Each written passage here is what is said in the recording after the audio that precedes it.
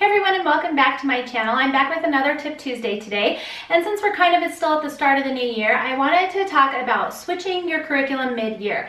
Now every year I like to do a curriculum mid-year kind of assessment, review, just because it's a good time if something's really not working to start fresh with something new. Now I kind of mentioned that in my January kind of back to school motivational video that I recently did, but this is a good time to, over the Christmas break usually, I will sit back and just say, okay, is everything working the way we want it to be? Is there anything I want to change or anything I'm not really loving or it's not doing what we thought it was going to do? It's a good time to start fresh in January with any kind of changes you need to make just to make your school year more productive and get what you want out of it. So the first thing I want to say is don't feel bad. If you've chosen something that you thought was going to be great and you get to Christmas break and it's just miserable and you're not loving it, depending on how much money you spent on it, I just don't think it's worth it to necessarily trudge through it for the rest of the year. If no one is enjoying it, then they're probably not going to be learning very much from it. You're not going to want to do it, and it's just going to kind of bring down your entire homeschool. So a lot of times, if that is the case, I do try and give something a good run before I just randomly switch to something new. You don't want to be constantly switching gears because then you don't have any kind of cohesive like education going on. But if something is really causing trouble, now is a good time to change it. I will either try to sell it, or if I have a friend who's interested in it, I'll give it to them and let them try it.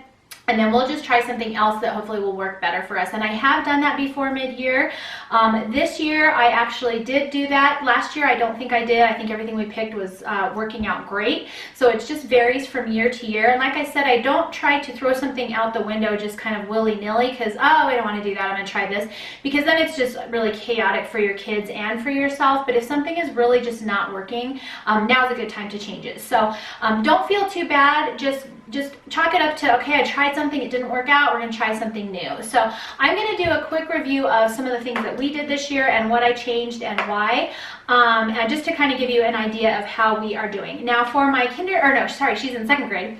For my second grader this year, I have not changed anything. We really liked everything that we picked. I will link the post below that has all the things that she's been doing, but she's basically been doing our daily learning notebooks. We have a Word of Life Bible devotion that she really enjoys.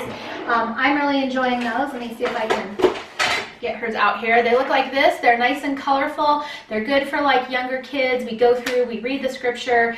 She has a short activity to do and then we pray together, and it's not super in-depth or heavy, but it's great for her just to get into the Word and just get used to doing some kind of devotional every day. The other thing that we are doing for her is Matthew C, and I will continue doing that. She is on beta this year. I really like Matthew C. It's working well for our family, and so there's no reason to change that. For phonics and reading, she is doing a mix of the All About Reading readers because she really likes those readers. I haven't been doing the lessons as much because she's a little bit past where she just finished the All About Reading level 4 readers, and so I haven't been doing their lessons because she's just kind of moved ahead in that. I have been doing the Abeka phonics lessons, and we do just the sound flashcards every day, and she also does the Letters and Sounds 2 book and the Abeka Language 2 book, and those are just worksheets that are working on basic sentence structure, capitals, punctuation, things like that. She does some handwriting of sentences in there, and then the Letters and Sounds are just basic phonics worksheets where she's learning different special sounds. T-I-O-N says shun and things like that.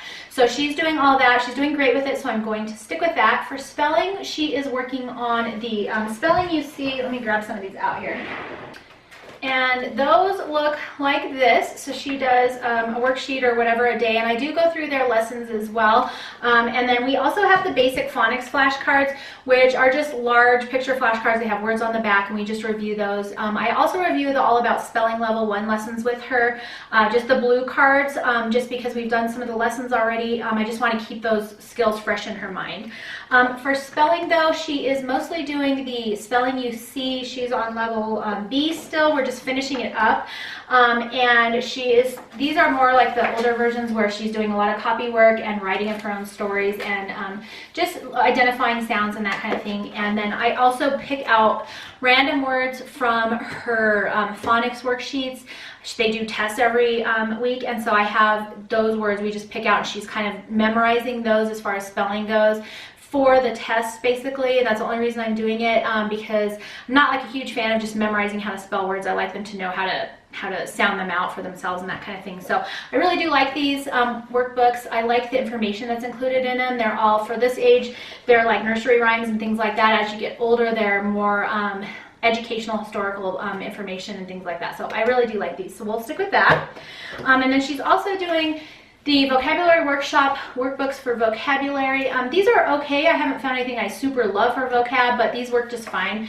She listens to a story at the beginning, and then she writes down all the words, and then the rest are kind of these worksheets that she just fills out, and some of them are games, but mostly they're worksheets, and she answers questions and fills in sentences and things like that. So it's not really super exciting, but it is getting vocabulary into her little brain and just, you know, getting that whole thing started. So we're going to continue working with this. And then, like I mentioned, for reading, she's doing a combination of Abeka and All About Reading. I will say that she really prefers the All About Reading readers a lot better. The Abeka ones I thought she would, because these are in color. The All About Reading ones are black and white. They have really cute illustrations, but I just didn't think she would be as into it. But I guess these stories are a lot more fun because all of my kids have actually preferred these stories to the Abeka. So, you know, they're basically both, I get a lot of questions on this, they're both really good programs.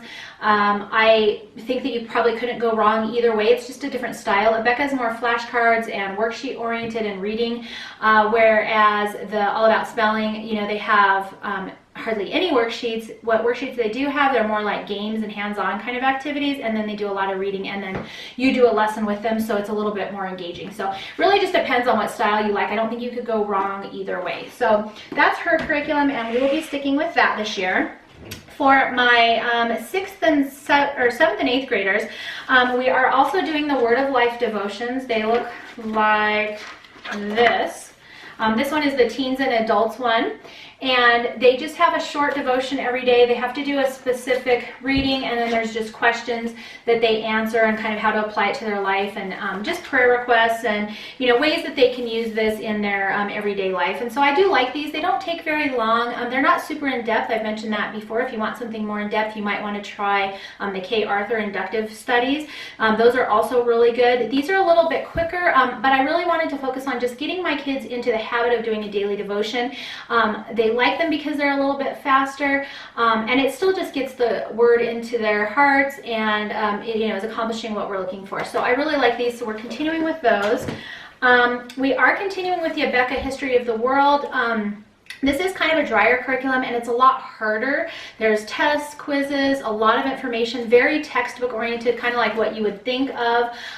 Not a whole lot of projects and hands-on things, so I'm not saying that I love this. However, we use this purposefully this year because my kids are getting a little bit older, and I really wanted to kind of start preparing them for high school and college and what it's going to look like to have to be able to read something, study a text, take tests on it, you know, and remember that information, and that kind of thing. So just now that they're getting a little bit older, we really went with this on purpose.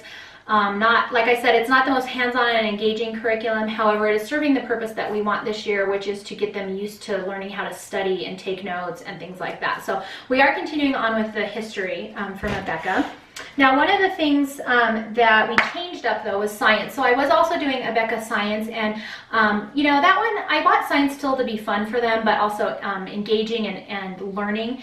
And the Abeka one is kind of a little bit drier, like the history, and so it was about 2 or so, 3 months in, I can't remember where we are now, that we made the decision to change over to something a little bit more hands-on. So we have moved to this curriculum right here. This is called the Rainbow, and they have it's a 2-year curriculum, so they have year 1 and year 2. This is year 1. Okay, so what it comes with is this book, which is their textbook, and it also comes with a teacher's manual, which you do need. The textbook is actually really cool. There's a lot of information in here. It's really actually pretty fun and informative, and I like how it's written. It's not written as like a dry textbook that you would read kind of like at a distance, sort of.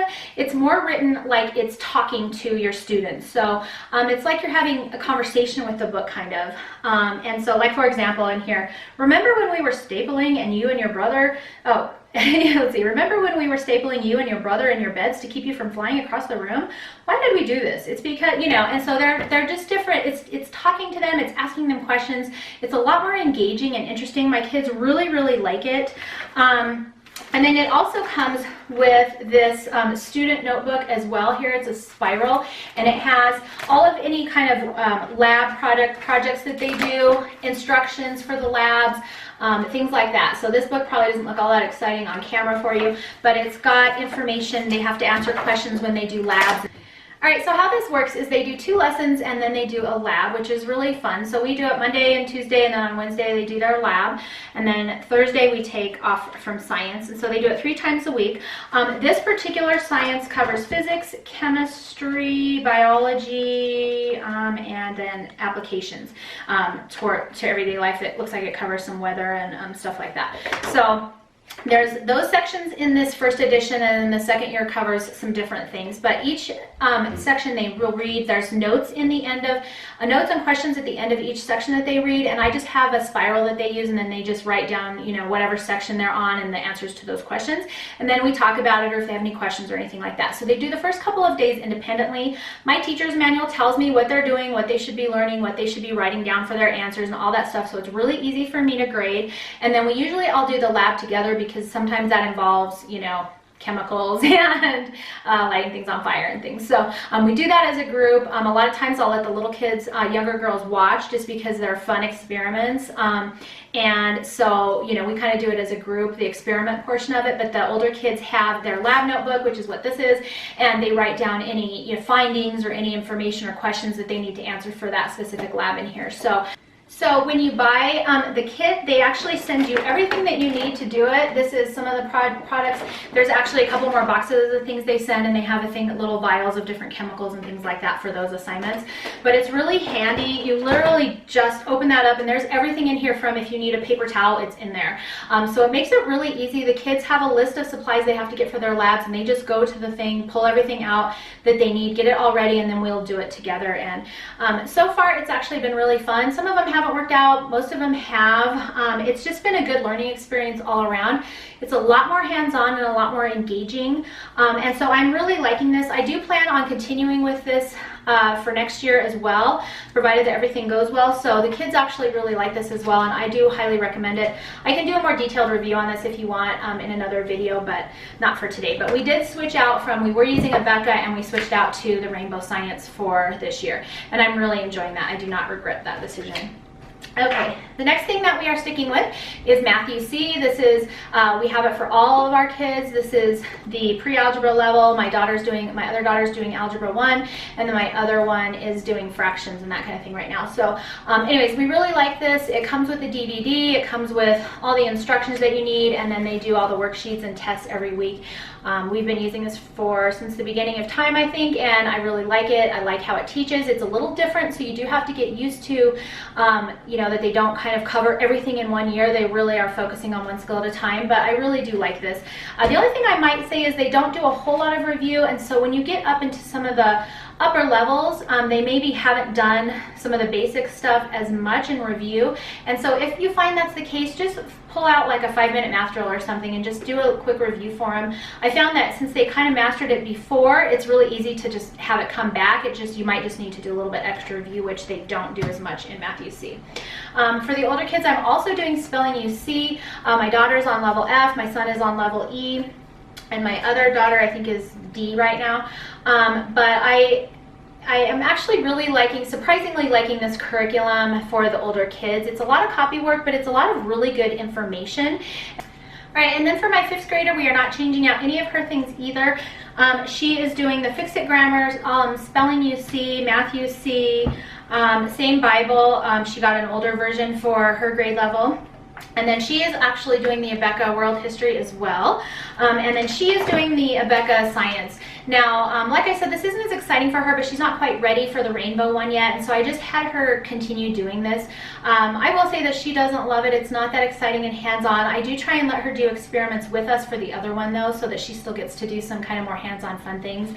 But we're just going to stick with this. It's working fine. It's not her favorite curriculum, but there's nothing really wrong with it either, and so she'll be sticking with that this year. And then she is also doing my literature units back here, which we have back here, and she is going through my scientists and artists books on her own as well. She wanted to do that, and so I went ahead and let her. She doesn't do all of the lap books for them, but she does read them all and go through them, and she's also reading through the Who Was series of books. So So you can do Who Was Benjamin Franklin, What Was Pearl Harbor, books like that. So we get a lot of those from the library, and then she just picks them and adds that to her reading. She loves to read, and so those are fun for her. But as a whole, we are not changing any of her curriculum.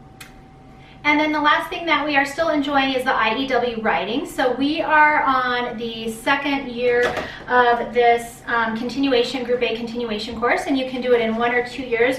I chose to kind of spread it out and do it over 2 years just to make it last longer because it is a little bit more expensive, and they're still writing and doing a lot of projects like that, and so I think it's totally fine to spread it out. But we really do like this curriculum. I like that there is a video lesson on here so that I'm not really having to teach it, but I do sit and watch it with the kids, and then they do all the writing projects, turn them in, I grade them, and all that kind of stuff. And I do have a review on this curriculum if you want to learn more about it as well on my channel, so you can check that out as well. But we do like this, and we will be continuing on using it. It's being used right now with my 5th, 7th, and 8th graders, and you don't want to start this till at least 3rd grade, I think is the first grade that they suggest it. So my 2nd grader is not doing this with us, and she probably won't start doing a writing program until next year. So I'll put all of the links to the curriculum that we're using for all our different grade levels below. That is my mid-year curriculum review. I think we've stuck with everything but the Abeka Science that we swapped out for the Rainbow Science. We really are enjoying that, and I definitely don't regret that decision. Everything else is staying the same, and so far the year is going well, so hopefully we will continue on and have a great end half of our year. So I hope you enjoyed this video. I hope it was helpful for you, and if you have any changes or mid-year curriculum review suggestions that you have gone through, please make sure to leave a comment below so that other people can learn from those as well. So I hope you enjoyed this Tip Tuesday, and I will see you next time.